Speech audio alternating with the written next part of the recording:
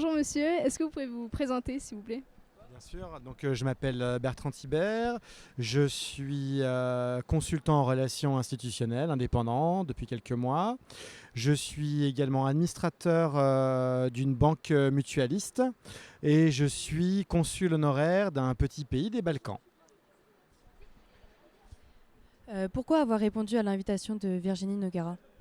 Alors Virginie, nous nous connaissons depuis un certain nombre d'années, depuis les Nocturnes Expert Formation, donc elle organise désormais chez Highway et avant à l'Hôtel Radisson, où la question de la gouvernance était présente à quasi chaque nocturne, mais avec des thématiques différentes. Ça a été par exemple la place des femmes dans les conseils d'administration, ça a été l'industrie, ça a été l'international, ça a été l'intergénérationnel également.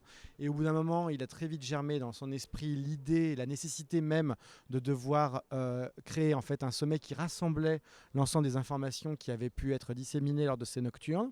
Elle a donc eu cette idée du premier sommet mondial de la gouvernance que la PIGOV Day et quelques mois voire une année avant la survenance de la première édition qui avait eu lieu le 28 novembre 2017, elle m'a fait l'honneur de me demander de faire partie du comité de pilotage. Et tout dernièrement, elle a pu nous proposer à moi ainsi qu'à d'autres personnes que vous avez interviewées précédemment de faire partie de la formation HappyGov Lab qu'elle a ingénierée, qui est une sorte de spin-off du HappyGov Day, qui est finalement une sorte de laboratoire où on peut traiter au long cours l'ensemble des questions de gouvernance sur le plan psychologique, financier, juridique, cybersécurité. Donc là aussi d'avoir une extension, une sorte de parallèle entre chaque sommet de la gouvernance qui, puisque c'était son idée de départ, qui s'écrit sous forme de saga. Et quelles sont vos impressions pendant ce troisième sommet d'HappyGov Day?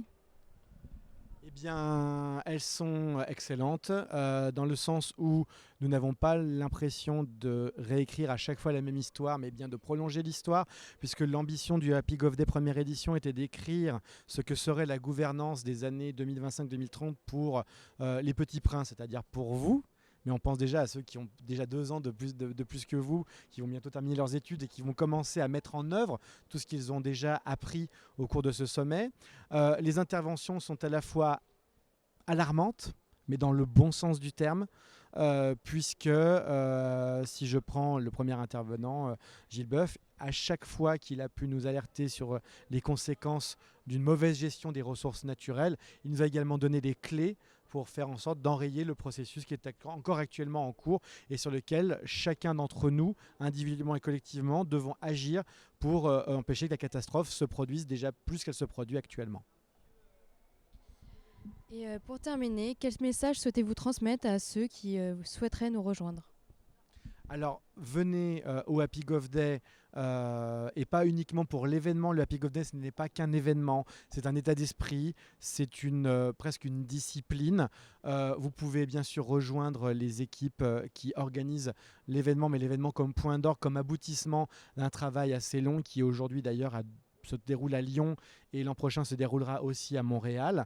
Le mot que je veux adresser, c'est si vous vous sentez vraiment concerné et vous êtes concerné. Donc il faut juste simplement être révélé, vous révéler à vous-même sur ces nécessités de devoir prendre en main un destin qui est celui, le vôtre, votre famille, vos amis, la ville où vous habitez, la région où vous habitez, le pays où vous habitez, le continent, la planète et même au-delà aujourd'hui. Venez car vous serez bien sûr accueillis. Nous nous enrichirons mutuellement de toutes nos compétences pour aboutir à un sommet qui soit encore plus juste, encore plus actualisé que le sommet précédent. Et demain, de faire en sorte que la gouvernance telle que nous l'envisageons, telle que nous la rêvons, devienne une vraie réalité. Merci beaucoup.